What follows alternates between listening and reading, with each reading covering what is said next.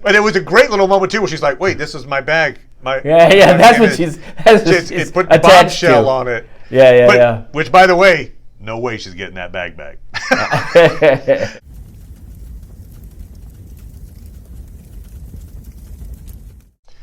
Hey, Litternet. It's Paul. It's Matt. The Dork Lords. We're here talking about Hawkeye, Season 1, Episodes 3 and 4, Echoes and Partners. Am I right?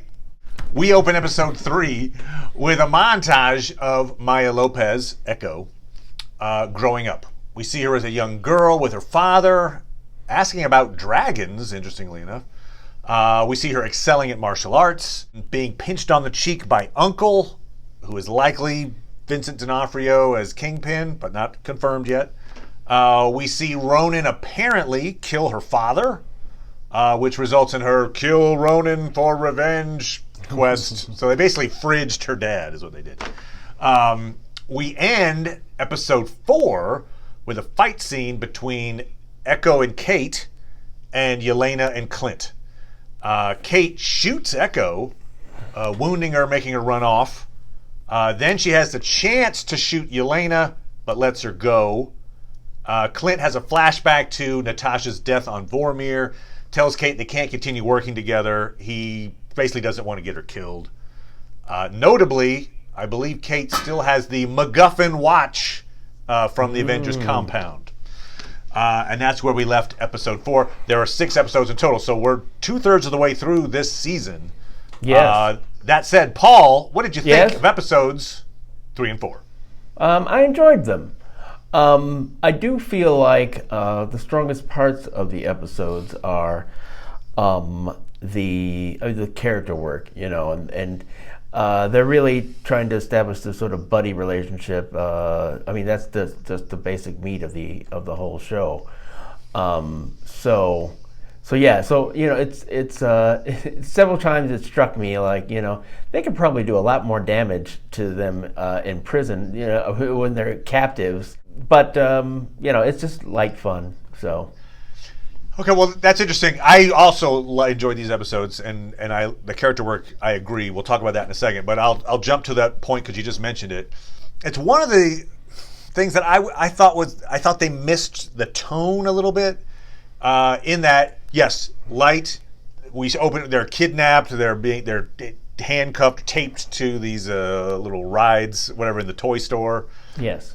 And one of the kidnappers, tracksuit mafia guys, is talking to Kate about like, I got Imagine Dragon tickets from my. So it's very like there's no real peril involved. Is the sense, but then. Later, for instance, it's. I think what it comes down to is the moment when Kate doesn't realize she's got an explosive arrow, shoots it, blows up a van, SUV. It rolls while completely on fire. Yes. I feel like the people inside are dead. Oh. Like I think she just killed like 3 guys, and that's probably the first people she's ever killed. And instead of like, oh my God, I just killed, I didn't realize that this thing was going to blow up this van. It's like, oh wow, what do the other 4 arrows do? Like that moment was like, I think you just killed folks, and it was kind of played for laughs because the rest of the thing is the tracksuit mafia are played for laughs. But then when you kill them, it's like, oh whoa, wait, those are people, right? Anyway. So. I'm gonna pick a bone with you, sir. Quite a lot of violence happens in these Marvel films that would kill people. And so it's like a little too late to be upset by that. Captain America has killed several people, with his thing, and Clint Barton shooting arrows at people that, should be causing grave injury. Should be causing grave injury. So, well, it's not. I agree. I totally agree with that. You are absolutely right. They kill people. I'm putting it into your headcanon. I'm going to shove it in there forcefully that van that was blowing up, they were able to get out, and they were fighting themselves. So there you go. Like the old G.I. Joe. The old G.I. Joe cartoons where they like shoot a plane, it blows up, show parachute. Yep. Oh, well, they're fine. Because, obviously at the end, then when she's going to possibly shoot Yelena, and doesn't, that would have theoretically been her first kill, I think, if she had gone for it. And I'm like, well, was it? Because I think some tracksuit folks have some tombstones. But okay, anyway. All right. Well, I will say this. Unfortunately, Echo's backstory is not simply how she came to like Depeche Mode. It's like, damn it. There's no further Depeche Mode references, Paul. So, damn it. All right, anyway. But one thing I really liked was how the show explored Clint's hearing loss. So, obviously, Echo sees it as a possible weakness. Oh, you rely on technology. And so she takes the she knocks the hearing aid out and then breaks it. Yeah. I will say this, actually, she knocks him for relying on technology, but she has a prosthetic limb as well, I believe, which I guess she just kind of says, prosthetic limb versus hearing aid, those are different. Yeah. What the show could have done is just like, oh, he was missing his hearing aid for a fight, then he picks it up and we're back to neutral. But it didn't. It let his loss of hearing inform the majority of the episode, it felt like. Oh, sure. Yeah, and to the point where it's really a heartbreaking thing when he's having a conversation with his son that he can't hear. It was an excellent moment. Really, really good. And it kind of reminded me, in improv, one of the first games that you learn is freeze tag, whatever you want to call it. And essentially it's just people are in a scene, somebody outside the scene can say, freeze, come in, tag somebody, assume the physical position that they're in, and start a completely new scene based on that physical position. Yes. One of the little cheats you see a lot of people do is they'll go, freeze, tag, come in, acknowledge the physical position. Oh, this coffee's hot. Anyway, let's go rob a bank. And like, so they it's like that's not the spirit of this game, right? The spirit of the game is this, whatever physical position has to inform the comedy, inform the scene that you're in, not just like, I acknowledge it, I did a thing with okay, now let me do the thing I had in mind. And so I think that's what this show did successfully. Is it could have just been like, he was deaf for a second, all right, he's fine, now he's back. Wow. You're like, no, let's take a moment and see let's explore what this might be like. And kudos, I really, really like that a lot. Oh yeah, they did that several times. He got his hearing aid back and took a while before he turned it back on, so he didn't have to listen to Kate. Jackie, my wife, says that's a story about her grandfather used to do that all the time. Like at Christmas, he'd be like, okay, we'll just leave that off. Just saving the batteries. Right. Just saving the batteries. So the big MacGuffin at the moment then seems to be, they've kind of moved a little bit on from the Ronin gear, because I guess it was like, keep Kate safe because she was pretending to be the Ronin and everybody was trying to kill her. Now it seems more that the watch, this Rolex, is kind of the MacGuffin, the active MacGuffin. Would you agree or no? I think it was all the time. They just weren't acting on it. It was an important thing. The other part of it still is, Duquesne and all his, all that drama of who killed the uncle there. You're right. There's actually a lot of mysteries that they need to somehow wrap up in these two episodes. Thankfully, it doesn't feel like something where it's like, God, I hope they, explain this. It doesn't feel like it's something that they it's like if they don't explain. You're like, okay. Yeah. All right, they didn't explain. Yeah. But it's simply like, who killed this person and what's going on with them, and what's the deal with the watch, which seems incredibly simplistic. Although there's been a lot of rumors which. Spurred particularly by this last episode, which makes me. I mean, it's interesting to see what you think after a lot of people are speculating now about Clint's wife being a lot more capable than you might have originally thought. Definitely. So Clint says that the watch would basically blow the cover of someone who's retired and wants to, stay out of sight, and the person's a friend. Right, and we've seen in this last episode, that not only is she aware of what he's done over the time that she was away, but he uses her as part of his investigation, and she is, at least speaking the language, which, maybe she just happens to have some German in her background, but it suggests that perhaps she is, has a history of being a spy as well. It's certainly, especially because the kids are like, oh, she's doing the thing again. Like, that's just what she does. She slips into this other language when she's talking to Clint about spy stuff. I think is kind of what that. Well, I think more as sort of a, like, you're not keeping it. I mean, we know that you're talking to Dad, but you know, but do they know German and what she's saying? You know, when they were younger, maybe they could have settled with pig Latin, but you know, now that they're old enough to understand English, it's like, so glad we didn't teach them German. But and in fact, that comes up with good point. I didn't think about this when Kazi is talking to Echo, and they're using sign language, and he's like, "Don't worry, they don't know sign language. They didn't learn sign language last night." You know, so it's the same idea. Right. But the one thing that I thought was really interesting here is we know now why the watch is important. The watch is important because it will somehow reveal the identity of the wearer, as opposed to it's Stark Tech or yes. I wasn't sure. I thought maybe it was a tech thing, but I don't think that's it. I think it's nope. This will out somebody. Right. So that is interesting. And yes, you would have to think the wife is the prime candidate for that. I'm probably wrong on this, but the only thing that I like, maybe it's not her, is that it seems like it's a man's Rolex watch. Yeah. It doesn't have to be, but it does feel like it's for a guy. But who says somebody couldn't just wear the watch? Yeah. Or it's just involved with some case that she was involved in or something, or one of her parents, you know, or her father or something. Yeah, that's what I wonder. Maybe her dad might be involved. We don't, we never met that side of the family. Although, you know, it doesn't have to be her, I guess, but it'd be certainly cleaner.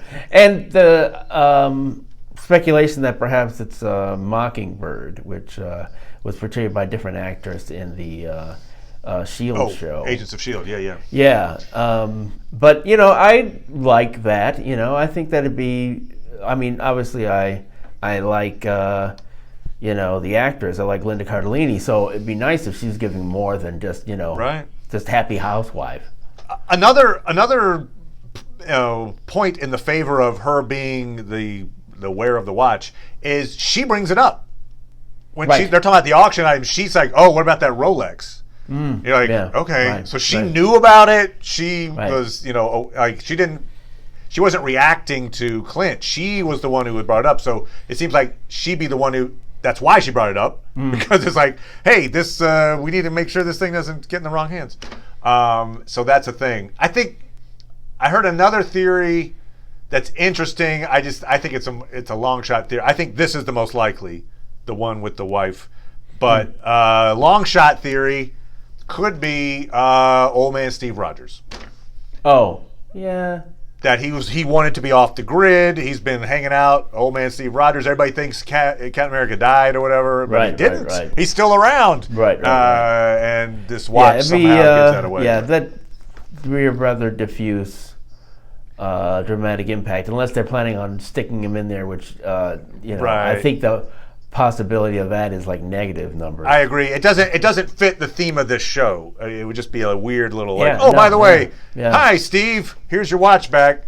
Yeah, okay. I know there's some. I mean, it's funny sometimes the lengths that people will go to try to connect all these dots and everything. Right. You know, it's like, okay. But does it fit the show? You know, although this would fit the show. You know, I mean, if you know, if they're right, boy, but you have to give it to them, boy. You have to be like, that's right. That's right. Because we know there is a scene coming in the next 2 episodes where Clint and his family are reunited. Right. And so, you know, to have that coming back, and then with the acknowledgement that your past is safe and the family's safe. And whatever, Right. They better not fridge her, is all I gotta say. Oh man, woo! This show's not gonna do that. As we talked about, it's light. I mean, you know, it would be talk about a 180 from, hey, we're trapped on this bouncy castle to I'm hiding in a ball pit to they killed my wife and put her in a fridge. Like, oh man. So yeah, I don't see that going this way. Here's a little theory on perhaps what we might see toward the end. So let's assume that Laura was an agent, maybe an agent of S.H.I.E.L.D., and that she's the person that the watch is connected to. Okay, great. Since we've seen Maya now has info on the family, right? She had like, oh, look at these notes on your wife and kids. It suggests, because we did see that Maya asked Kazi to like, hey, check up on this Clint Barton guy. Yeah.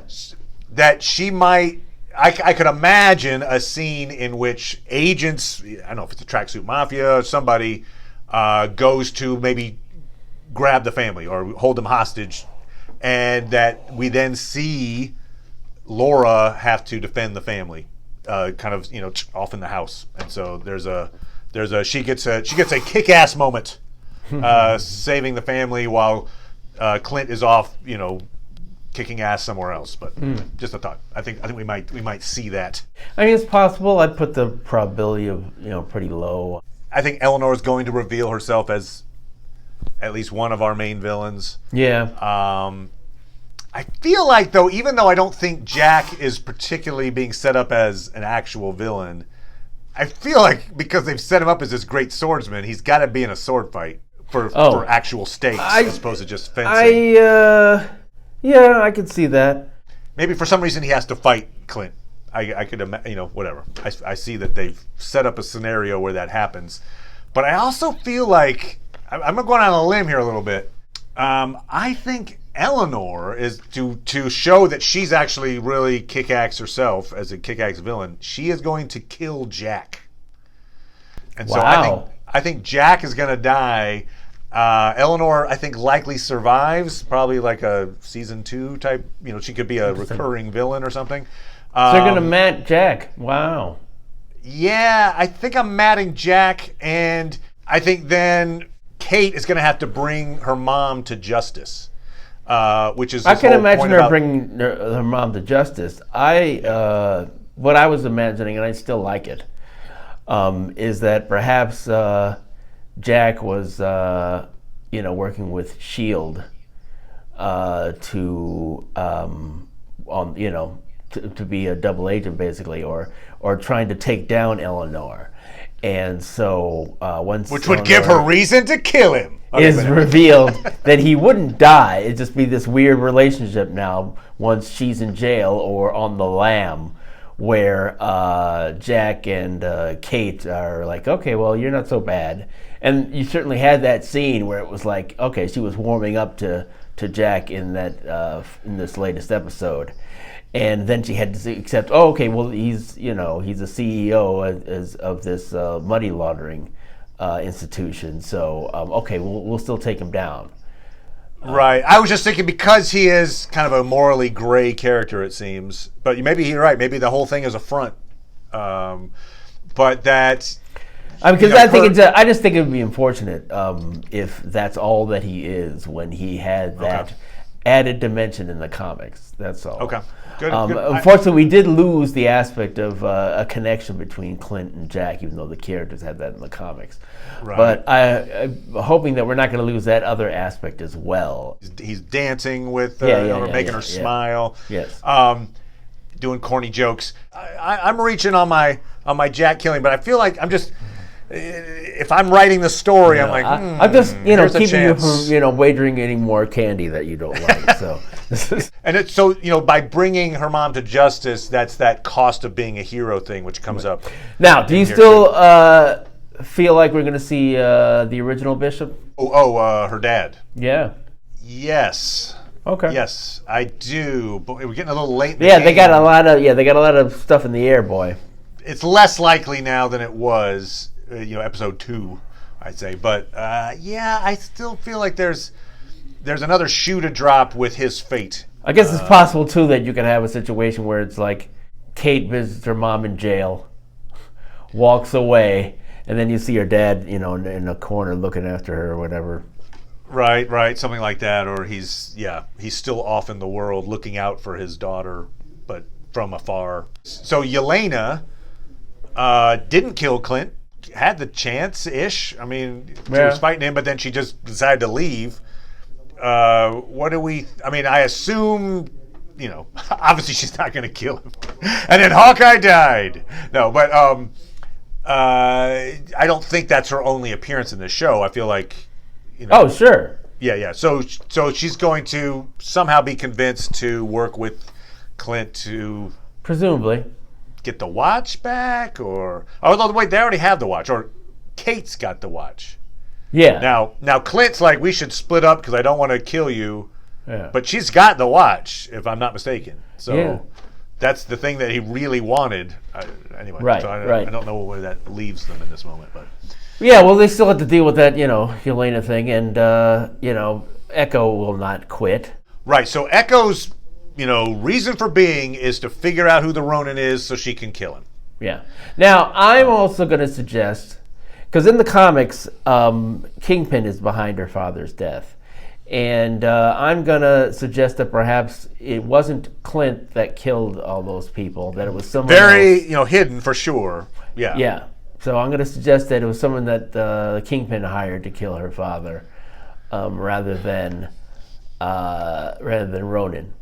Now the only maybe mark against that theory is that moment when Kate correctly deduces that Clint was the Ronin. She's like, you were the Ronin. Yeah, but that doesn't mean that he did that one hit. Agreed. No, we know that. But I mean, he says, yeah, I took out the higher-ups of the Tracksuit Mafia. Like, he says something. He specifically talks about how the upper management of Tracksuit Mafia, he personally went after. So that would put him in direct conflict with Maya's dad, obviously. Yeah. So, but potentially we have a little bit of corroboration that he might have been the guy. But I was thinking at the time when I saw the scene play out, like, oh, that doesn't have to be Clint. But I don't know. It might be more compelling if it was, because he did terrible things. Did he just not do this terrible thing? Yeah. I mean, yeah, it would be certainly. I just feel like she's going to have her own show, In 2 episodes, like, you know what? It was okay that you killed my dad. Yeah, that's a great point. How do you resolve that? You're right. Like, you know what? Bygones be bygones. You know what? You were having a tough time. You just murdered my dad. That's fine. Okay. Yeah. He knew what he was getting into. Good point. How do they come to an agreement? And, it's a core part of the character's comic identity is that Kingpin killed her dad. I figure if she hasn't figured out it's Clint yet, she's just inches away from figuring it out, right? Yeah. I mean, Kate figured it out. Yes. One thing that occurred to me, maybe this plays into the fact that Jack isn't necessarily a terrible person, whatever. Surely within minutes of Clint leaving the fancy pad, Jack would have known that he took the sword, right? Yeah. It was on the wall. Clint leaves. It's gone. Yeah. He stole the sword. He straight up stole it. Anyway, but he hasn't gone ballistic about it or anything. Yeah, not that we've seen. Also, you talk about the character moments. Great moment where Hawkeye, he doesn't see himself as a role model. Yes. And Kate's trying to convince him that he is one. He's like, no. I'm an assassin. I'm paid to go be violent. I think he also, he blames himself for Natasha's death. He had these 5 years as Ronin. And maybe even going back to being mind controlled by Loki. He did some bad things while under the control of Loki. Like, he's just looking at his career and I'm not heroic like these other folks are, perhaps. But it's interesting. It plays into that whole idea of why he doesn't like attention either. When people are like, "Oh, thanks for saving us." Okay. Yeah. He's like, because he doesn't see himself as heroic, which is interesting. I just like that character trait. I view him as heroic. But sure, it's interesting. Well, and it seems like it's part of that the same thinking that Natasha had, basically. I was a weapon. I was an assassin, basically. I had a lot of red in my ledger. Yes, exactly. Yeah. So that's a trope that you see quite often, which is the soldier who feels guilty about what he's done. So it's like, I'm no hero. I did terrible things. Right. So, yeah, and he even, puts a fine point on it. The best shot I never took. Right, which then is, reflected in what Kate doesn't do at the end, right? She doesn't shoot Yelena. So it's the shot she doesn't take. Because we know Yelena's not a terrible person, doesn't deserve Yes. to be We shot know in the that. face. She's got a show coming up on, Marvel. That's right, she's got a shot. Yeah, Disney Plus, so she can't be all bad. You gotta take her out of the show. Yeah. I did like Yelena's little head shake, like, you're not gonna do it. No. She's reading her, it's like, you're not gonna shoot me. Yeah, okay, we're done? That was good. I liked it. The LARPers are back. They're designing costumes and stealing back Clint's arrows. Is interesting. Oh, yeah. So they've made them into like service people, like cops, and it's a terrible cop. Oh, you want some evidence? Okay, let me just get that for you. I know, no questions. But it was a great little moment too, where she's like, "Wait, this is my bag." That's what she's it put the bombshell on it. Yeah. Which, by the way, no way she's getting that bag back. I was like, I promise to get you this bag. But she will never see that bag again. Yeah, I've heard it 5 years. That's why the character becomes the villain that they are known to be in the comics or whatever. Oh yeah. I mean, right. She even has the name Bombshell. Yeah, Bombshell. That could be the character's name. Yeah. It's like the Avengers stole my duffel bag. My wife divorced me.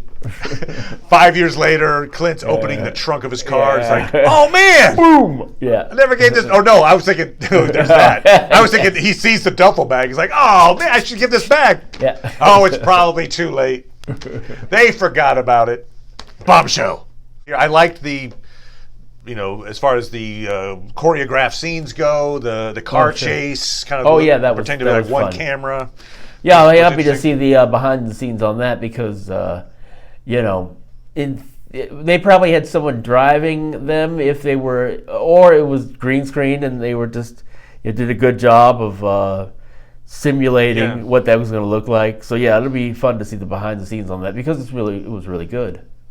And he's got this Pym-Tech arrow. That was interesting too. Yeah, that was fun.